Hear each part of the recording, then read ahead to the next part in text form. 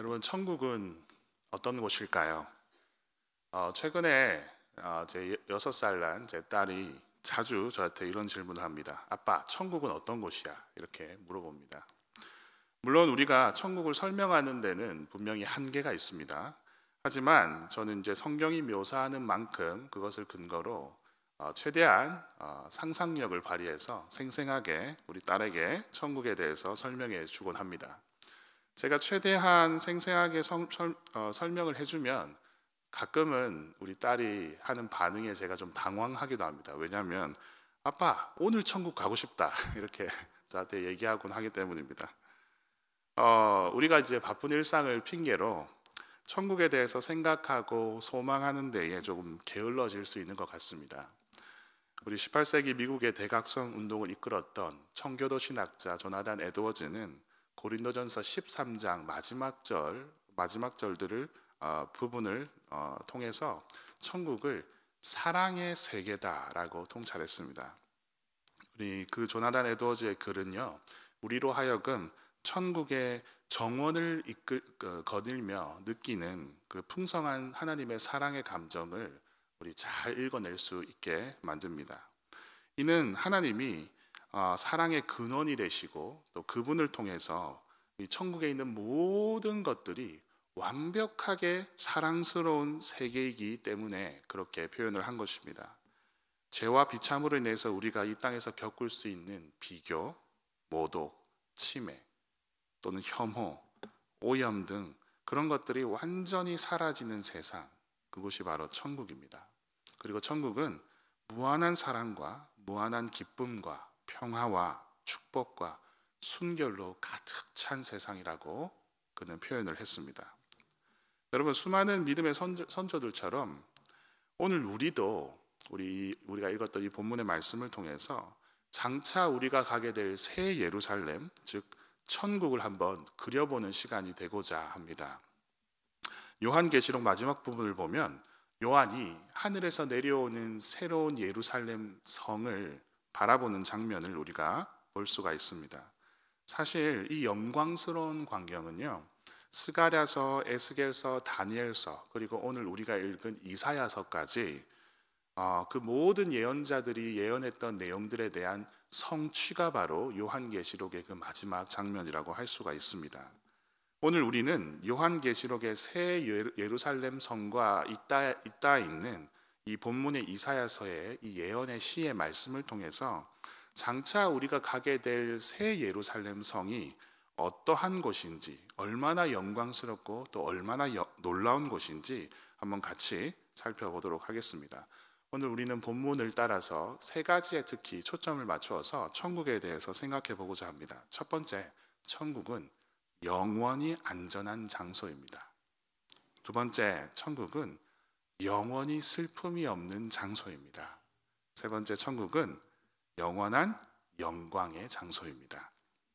자, 우리 그러면 첫 번째부터 우리가 갈 천국, 그 새 예루살렘 성은 영원히 안전한 장소라는 것을 한번 말씀을 통해서 같이 나누어 보겠습니다. 우리 17절 상반절까지만 같이 한번 읽어보겠습니다. 시작. 내가 금을 가지고 놋을 대신하며 은을 가지고 철을 대신하며 놋으로 나무를 대신하며 철로 돌을 대신하며 이까지 보겠습니다. 여러분, 지금 이사야가 예루살렘 그 성을 금, 은, 놋 그리고 철로 되어 있다고 묘사하고 있습니다. 그렇다면 우리가 장차 가게 될 새 예루살렘 성이 전부 금속으로 되어 있다는 뜻일까요? 아마 그렇진 않을 겁니다. 자, 그렇다면 이러한 금, 은, 놋, 철은 어떤 것을 표현하고 있을까요? 자, 우리가 지금 우리가 읽은 이 본문이 시적인 방식으로 이루어진 예언의 말씀인 것을 기억해야 합니다. 그러니까 시입니다. 그러니까 있는 그대로 우리가 받아들일 것이 아니라 이 시는 항상 무언가를 비유하고 있습니다. 자, 고대인들의 관점에서 금, 은, 놋, 철과 같은 금속들은 나무와 바위, 돌 같은 거에 비해서 영구적이고 안전하다는 것으로 여겨졌습니다. 따라서 여기서 묘사되고 있는 금속들은 실제로 예루살렘 성이 금속으로 이루어져 있다기보다는 예루살렘 성이 영원히 안전한 곳이다라는 것으로 상징을 나타내고 있는 것입니다. 여러분, 예루살렘 성이 더 없이 안전한 이유는 17절 하반절에서 우리가 찾을 수 있습니다. 제가 한번 읽어드리겠습니다. 화평을 세워 관원으로 삼으며 공의를 세워 감독으로 삼으리니 라고 되어 있습니다. 여러분, 새 예루살렘 성은 화평과 공의, 의로움이 우리의 관원과 감독이 되어서 우리를 다스리는 곳이라고 표현을 하고 있습니다. 여러분, 여기서 흥미롭게도 너의 감독관으로 번역된 노게사이크라는 단어는요, 애굽에서 그 출애굽기에 굉장히 많이 등장합니다. 5번이나 등장하는데요, 애굽에서 이스라엘 백성들에게 채찍질을 하던 강제노동 감독관을 지칭하는 단어입니다. 그러니까 즉 강제노동 감독관들 아래서 채찍에 맞아가면서 강제 노역을 경험했던 이스라엘 백성들의 입장에서 평화와 의로움이 그들의 감독관이 되어서 그들을 지켜줄 것이라는 소망이 얼마나 그들을 위로하고 가슴 뛰게 했겠습니까? 우리도 마찬가지인 것 같습니다. 우리의 과거가 어떻습니까? 우리는 과거에 죄가 우리의 강제노동 감독관이 되었던 시절이 있었습니다. 우리는 그 시절에서 벗어나서 이제는 참 평화이시며 참 의로움이신 주 예수 그리스도께서 우리를 지키시는 감독관이 되셨습니다. 이 놀라운 변화가 우리에게 얼마나 큰 감사가 되는지 우리는 모르겠습니다. 자, 우리의 또 새 예루살렘 성이 더더욱 더 안전한 이유가 바로 폭력이 없기 때문입니다.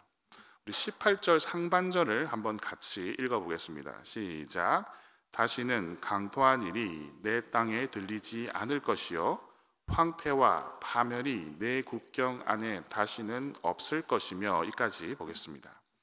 여러분, 여기서 보면 천국에 강포와 황폐와 그리고 파멸이 없기 때문에 안전한 곳이라고 우리에게 알려주고 있습니다.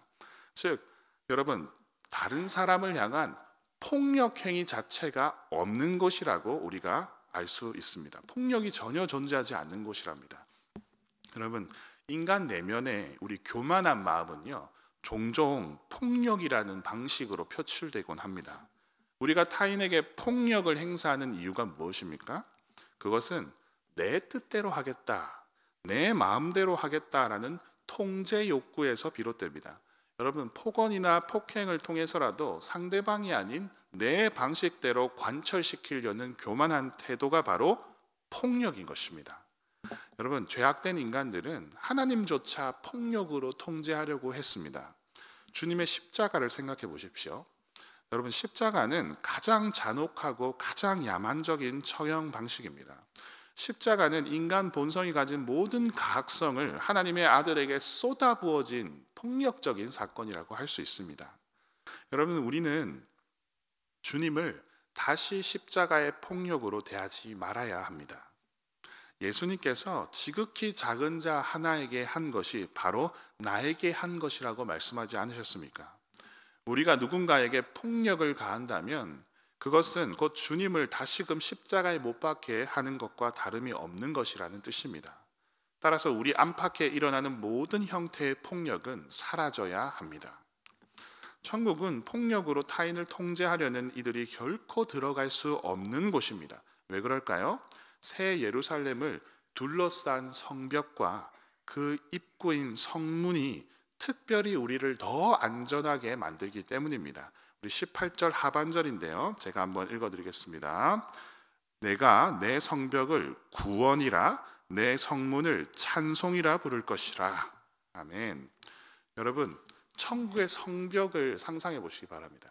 천국의 성벽이 바로 구원으로 되어 있답니다.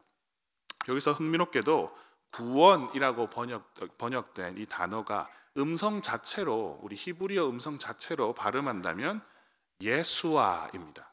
예수아. 그러니까 이것을 예수라고 다시 바꿔서, 성벽을 예수라고 바꿔서 이제 구원을 바꿔서 표현한다면 너의 성벽은 예수다라고 발음할 수 있습니다. 여러분, 히브리어가 예수아가 바로 구원이란 뜻이기 때문입니다. 여러분, 천국의 성벽은 예수님이십니다. 그리고 이 성에 들어오는 사람들은 반드시 테힐라, 즉 찬송을 부르게 된다고 이야기합니다. 찬송을 부르며 영광을 돌리게 됩니다. 폭력으로 얼룩진 자신의 괴팍한 목소리를 내는 자들은 이 성문을 통과하지 못합니다. 오직 하나님의 이름에 영광을 돌리며 찬양하는 자들만이 입성하여서 천국을 차지하게 되는 것입니다. 따라서 천국은 새 예루살렘은 더없이 안전한 장소입니다. 화평과 공의가 우리를 지키는 감독관이 되고 폭력이 더 이상 설 자리가 없으며 예수 그리스도께서 우리의 성벽이 되시고 우리는 그 입술로서 찬송과 영광을 돌리면서 그 성문으로 들어가는 곳이 바로 천국이기 때문입니다. 자, 그렇다면 두 번째로 천국은 영원히 슬픔이 없는 장소입니다. 우리 19절에서 20절을 다 같이 한번 읽어보도록 하겠습니다. 시작. 다시는 낮에 해가 내 빛이 되지 아니하며 달도 내게 빛을 비추지 않을 것이요 오직 여호와가 내게 영원한 빛이 되며 내 하나님이 내 영광이 되리니 다시는 내 해가 지지 아니하며 내 달이 물러가지 아니할 것은 여호와가 내 영원한 빛이 되고 내 슬픔의 날이 끝날 것임이라. 아멘. 자, 여기 보시면요, 이사야의 예언의 시는요, 새 예루살렘이 해와 달의 빛이 없는 곳이라고 묘사하고 있습니다. 여러분, 그곳에 낮과 밤을 비추는 빛은 태양이나 달이 아니라는 것입니다. 오직 영광의 하나님의 영원한 빛이 우리의 빛이 되실 것입니다. 여러분, 생각해 보시기 바랍니다. 해와 달이 아무리 밝아도 이 세상의 모든 어둠들을 밝혀내지는 못합니다. 이 어둠은 우리의 지난날의 슬픔을 자아냈던 것들입니다.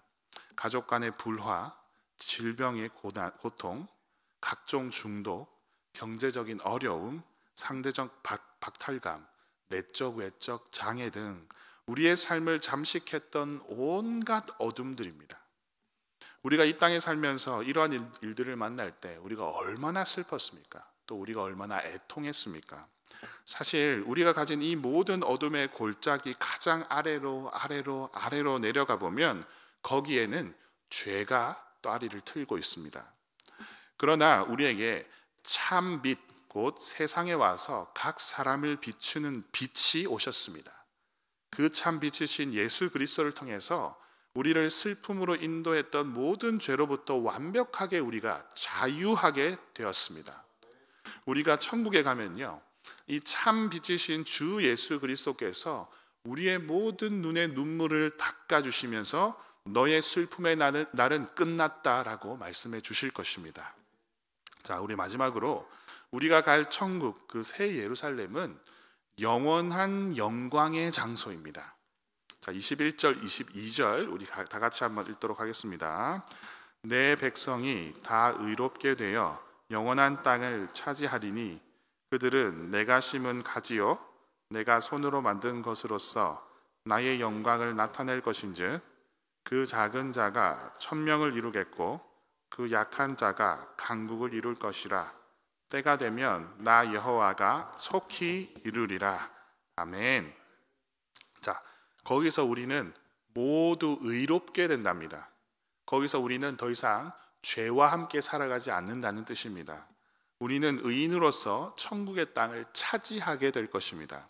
자, 여기서 차지한다는 표현은 이스라엘 백성들이 가나안 땅을 정복할 때의 모습을 떠올리게 합니다.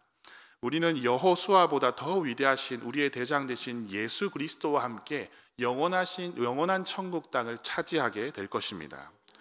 그곳에서 우리는 하나님의 손으로 심기으신 작품으로서 우리를 보는 모든 피조물들이 우리의 모습을 통해서 하나님의 영광을 바라보게 될 것입니다.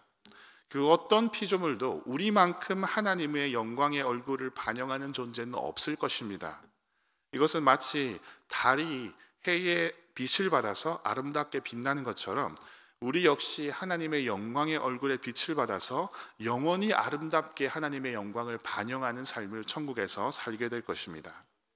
오늘 우리가 이 땅에서 지극히 약한 자처럼 살아간다고 하더라도 그 영화로운 천국에서 천명을 이루며 강국을 이루며 강력한 사람들로서 세우게 될 것입니다.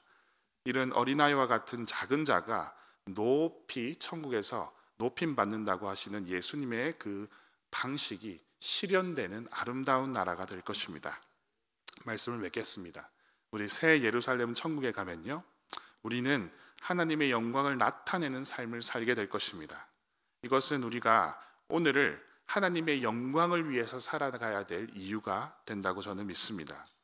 하나님이 도무지 안 보이는 이 혼탁한 세상 속에서 저와 여러분들은 하나님의 영광을 드러내는 삶을 사시기를 도전합니다. 세상이 우리의 삶을 통해서 하나님을 보게 하시기를 바랍니다. 이것은 우리가 사는 궁극적인 이유와 목적이 됩니다. 사랑하는 여러분, 이 땅에서 하나님의 영광을 드러내고 천국을 노래하는 삶은 결코 쉽지 않습니다. 그러나 오늘 우리 이 말씀에 따르면 우리가 장차 가게 될 이 천국은 하나님과 함께 영원히 안전하고 영원히 슬픔이 없고 영원한 영광이 있는 곳임을 꼭 기억하시길 바랍니다. 이 소망이 우리의 삶을 이끌어서 비록 우리가 이 땅에서 살지만 언제나 천국을 살아내고 천국을 소망하는 저와 여러분 되시기를 축복합니다. 우리 다 같이 기도하겠습니다.